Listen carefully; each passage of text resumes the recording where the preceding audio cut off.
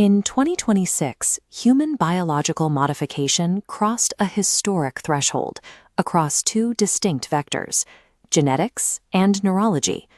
On the genetic front, researchers completed a successful Phase 3 trial of the in vivo CRISPR therapy lonvagorin ziclumeran. It achieved an 87% relative reduction in hereditary angioedema attacks. At the exact same time, a parallel milestone occurred in neurology. Implantable brain-computer interfaces moved rapidly from limited laboratory demonstrations to high-fidelity human trials. By early 2026, Neuralink's N1 implant reached an 85% motor decoding accuracy, while researchers at UCSF synthesized speech directly from a patient's motor cortex at 80 words per minute. The simultaneous success of directly editing genes inside the body and extracting high-speed neural data suggests the human biological baseline is no longer fixed. These trials signal a shift in medical focus. BCI technology is moving past its origins as a way to restore lost functions for paralyzed patients toward proactive human enhancement. Projections from researchers and market analysts point toward a specific target, reaching neural-digital symbiosis by the year 2050. This phase of the roadmap envisions the functional dissolution of the boundary between biological human cognition and artificial general intelligence. Reaching this degree of deep integration heavily depends on solving physical and biological bottlenecks at the electrode-tissue interface. To understand how human cognitive expansion will scale, we have to deconstruct the hardware physics that currently constrain it. This chart shows the engineering trade-off governing brain-computer interfaces, the inverse relationship between surgical invasiveness and spatial resolution. The invasive gold standards, the Utah array and Neuralink N1, sit here, pinpointing neural activity down to 50 micrometers. They reach this fidelity because their electrodes physically penetrate cortical tissue, yielding high signal-to-noise ratios. In the semi-invasive category, the synchron stentrode is plotted here. By recording local field potentials through the vessel wall, the stentrode sacrifices some spatial resolution to avoid open craniotomies. Focused ultrasound, or FUS, targets the non-invasive high-resolution quadrant. Contrast those capabilities with standard non-invasive scalp EEG systems. Scalp sensors measure signals that have already diffused through the skull and scalp. Because this volume conduction blurs the signal, high-fidelity neural augmentation requires bypassing the cranium. Translating intent into digital action requires a 4-stage pipeline, capturing spikes, filtering, extracting features, and decoding. The decoder's mathematical model is y of t equals f of x of t plus epsilon of t. Y of t is the intended action, x of t the neural signal, and f the translating neural network.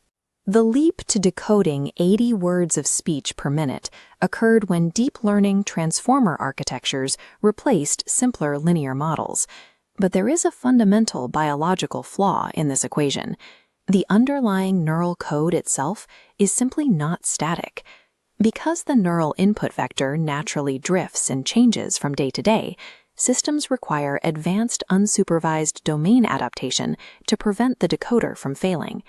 Artificial intelligence cannot solve the interface problem if the biological substrate constantly alters its own signaling code. The Stevenson Cording law predicts recorded neurons double every 7 years, driving a 4-phase roadmap. Phase 1 to 2030 focuses on FDA approvals for treating paralysis. Phase 2 to 2038 shifts to consumer cognitive augmentation and memory enhancement. We already have Phase 2 prototypes. A hippocampal neural prosthesis developed at USC has demonstrated a 36% improvement in episodic memory recall tasks.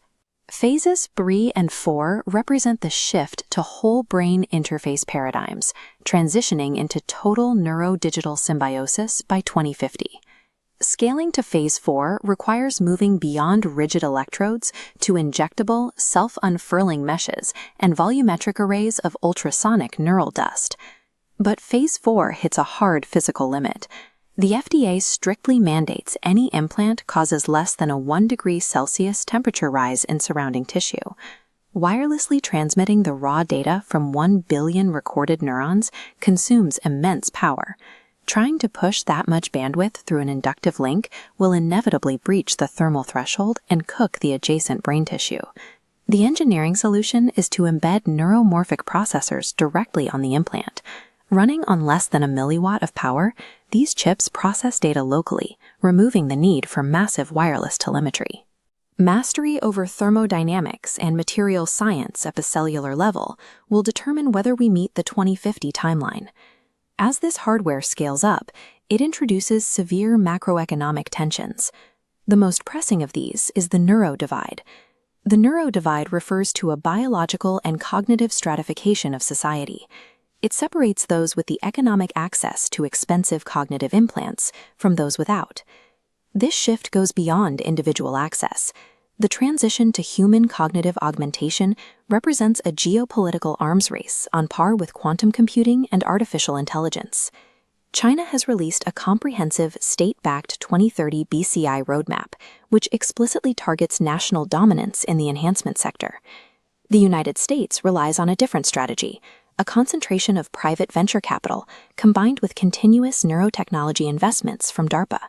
The pursuit of neural enhancement is accelerating because competitive military and economic pressures make technological abstention impossible for global powers.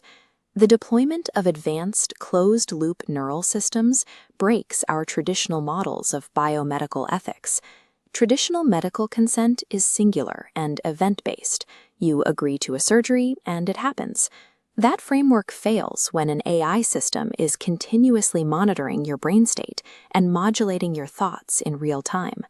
Clinical data already shows that patients implanted with advisory brain devices begin to experience uncertainty about the authorship of their own decisions. The necessary governance response requires new constitutional protections.